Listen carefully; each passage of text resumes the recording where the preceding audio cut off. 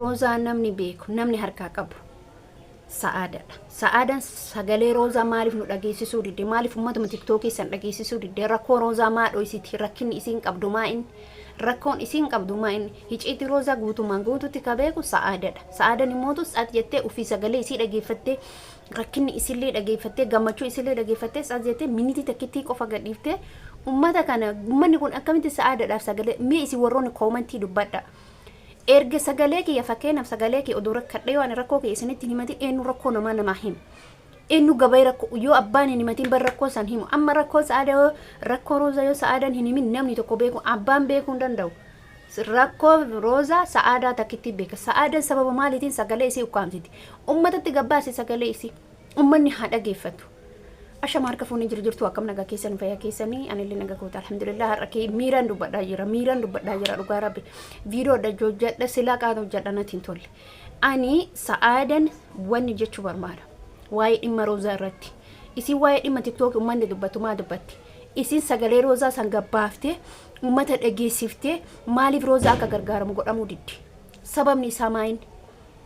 sababni rozaa sa'aada sagalee rozaa minitii takkitti qofa dhageessiftuu maani ummata kuno sagaleen isii kana na qarqaara jetti yoo mallayni irra jiraate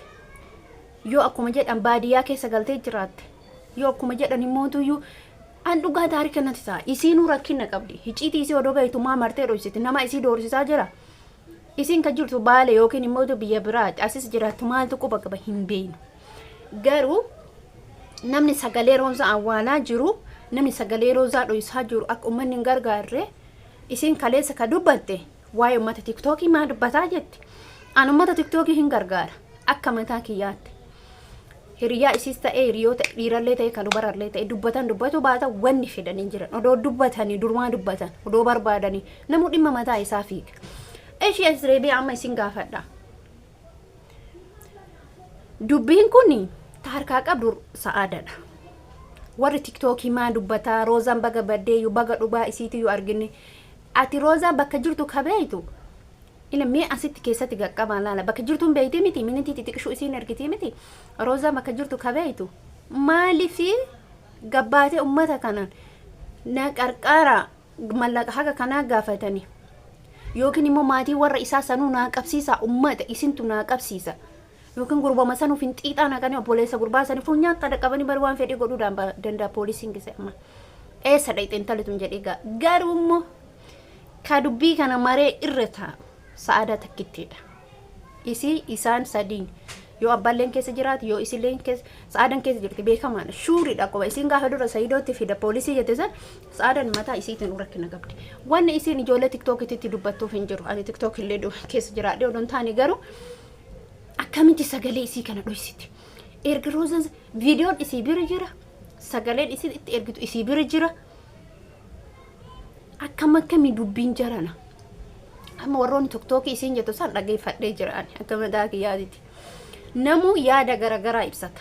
ani hoobade fakkeenyaaf ani hoobade yaa intala kana akkas sa'aada yoo badde akkas jedhanii sirraa dubbatuun hin hafu beekamaadha kana warroonni ati komattullee warra tiktokiin komatiin gonkoma warri tiktokii biizinesa isaaniiti hojii isaaniiti yeroo isaanii irratti hin dabarsata isii qofaa miti abbasillee sa'aadallee yoo ta'e yeroo keessanitti fayyadamanii jechuun sirratti jechuun siin sababeeffatanii yeroo achirratti haala isaanii yaada isaanii ibsatan anis yaada kiyya achillee sunillee yaada isaanii ibsatan haga kana sagaleen isiitu tiktok irratti bahu waan guddaadha anaaf sa'aadan hin aartemiti anaaf waan guddaadha alhamdulillah baguma sagaleen isiitu ummannu jechi haasawni isaan haasaa jiran haasoo das nama jedhu maalifi akkamitti gurbaan kun gurbaa akkami zariin tun zarii akkami warri kun warra akkami namni kun nama akkamii jedha isinii hagaltu tiktokin waa fayyada malee faayidaa fida malee kasaaraan fidu moo sa'aadan wanni isiin aarte fi maa gabbanii tiktok irratti dubbatan santu isii aarse naan galle sa'aada amma asittillee haa dubbatan isa faayidaa dhamar namichi sunuyyuu namichi jazbaan dhiirsa maqaa dhiirsa jedhan sunu dhaga'uu danda'a immoo rakkinni sa'a isin qabda yookiin immoo sa'aadan tun nama wari'atti warruma kana zarima warra isii fuudhe kana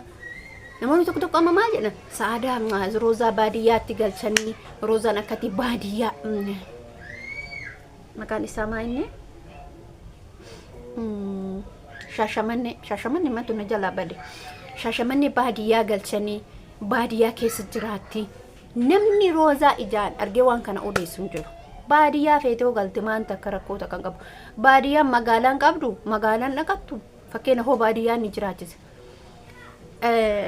Wannoo tokko argitanii hoo jiraattan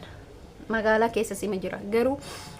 achitti immoo shakkii keessi kiyya godhate. Viidiyoo isiin dhuma lama dura isa gadhiifte moo zuurii lama sadaffaa irratti inni otoo viidiyoo sangaaf tokkicha viidiyoo isii san keessiin waa'ee baadiyyaa girgiddaan manaa kuni akka girgiddaa baadiyyaa moo akka ta'een beeku waatu jira viidiyoo wayiin jira wannan isaa girgiddaa manni isiin keessa galtu shakki keessa kiyya keessatti mucaantu waa'ee baadiyyaa erga sagalee jarattii sanii dhagayeeti beekaan hin beeku warra tiktookii immoo dhageeffadhe waa'ee baadiyyaallee kaasanii jiranii akkamitti gurbaa hoffaasaniillee fiduu didan jedhanii kaasanii turan warra tiktook haasa'u isaan immoo faayidaa guddaa qabu sagaleen intala tanaa deemee boru aslii faa bira ga'uu danda'a boru mubaarak faa bira ga'uu danda'a hin jibbin sa'aadaa sagalee uummanni haasa'u kan haa guddifatanii miidiyaa isaanii isii tanaa namni yaadatee tiktookii san irratti fideeyu nama jabaadha baga fidee gosh dhiira ka fidee irraa dubbate warra hiriyoota isii eenyutu dubbate warra ati ganda isaanii dhayite mana isaanii dhayite himte gabbayee dubbate tiktook isaan irrattu soqee Rozaa beekta namu jireenya mataa ofii oofataa jira habiibate ati mana hedduu dhayite Adaamaa keessa jechuudha mana hedduu dhayite garuu immoo maal isin fakkaate hin dubbatan dubbisanii faarte jechuudha sa'aadan hin aarin faayidaatu dhufa warra tiktookitiin faayidaa malee kisaaraan takkan dhufa dhugaa rabbii isiniin jedha angaruu hedduu takka hamilee baay'ee gara na nyaatti Rozaan jechuudha har'a intalli kun gabbaatee waan hedduu raasamee namni amma bajoo isii kaasuu tokkollee hin jiru bajoo Rozaa namni haasa'u hin jiru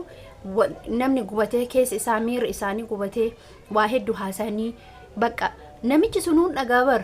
gaaf tiktookii irratti maqaan isii ol ba'aa deemu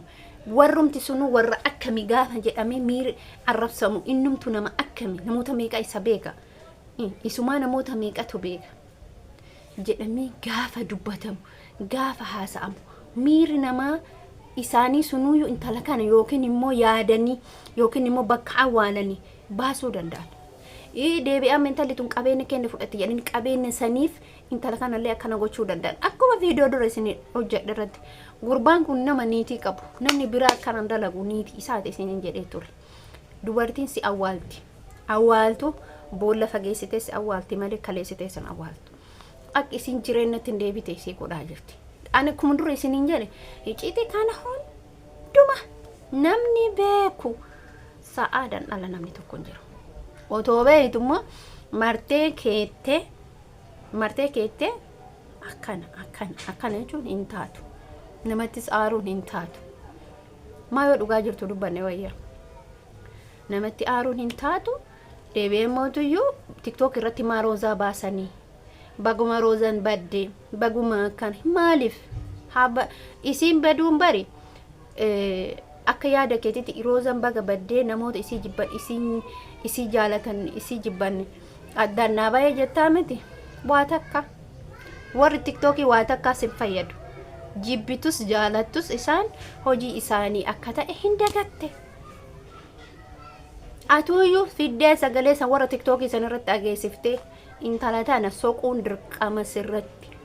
ila viidiyoon isii kana ina sagaleen isii kana ina bakka isiin jirtu kana yoo jetti yoo nas beekeetiif sodaatte annas beekiyaafuu sodaadha anumaa rakkoo narra ga'uu danda'a namni jedhallee waan tokko dhuga ati immoo sagalee isii ofii keetii dhageeffattee rakkinni isii ofii keetii gubattee ummanni maal haa jedhu yaadde namu bari waa yaada isaa ibsata anillee waa yaada kiyyaa atis waa yaada keetii sunis waa yaada isaa ibsata garuu immoo kabeeku waan hunda kabeeku yookiin warroonni ati bira dhayte sunillee ati soqaniif warroon ati bira deemtee dhayte sunis shakkees isaanii gammaatiiti shakka niitii abbaa qabnu maarra kanneen soodha jedhaa bar niitii abbaa qabdu niitii abbaa warraa odoo Rozaan laaxxee akka duraanii waa qabaatu baattee kophaa jiraatte namni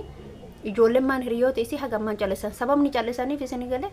waan isiin abbaa manaa qabduuf namichi sun akkas godhuu danda'a warri isaa akkas godhuu danda'a rakkoo kanarraa malee waan biraatiif miti isin agalu rakkoo kanarraa mootuyyuu dhuguma hin ulfaata niiti abbaa manaa qabdu namni soquu danda'a hin danda'u abbaasantu itti dhimmamee soqata abbaasantu itti dhimmamee soqata abbaan ofiitii fi haati ofii garuu bakka fidan ilmoo isaanii dhaqanii dhiisanii yaani ilmoo isaaniitii garaa hin danda'u garuu achi bu'ee dura ka tarkaanfatee soqo warra isaati warra namicha fuudheti bubbeen isa haa fuutu isumaayyuu dhugaa rabbii namni immoo hagammaatitti Rozaa waale warma isiiti sodaa warra dhiirsati dhugaa isiniin jedha nama akka ani dhalaan wanna laaltee heerumtu hedduuta kana gaddisiifti dhugaa rabbi dhalaan mallaqa laaltee heerumtu wallahi mallaqa laalteen heerumin isa laale nama inni nama tokkicha ta'ee waan qabaate jaalala kasiif qabu laale ani video kee asmarratti dhaabama video biraati walitti deebinitti nakannaa tura baay'isin jaaladha baay'isin kabajaa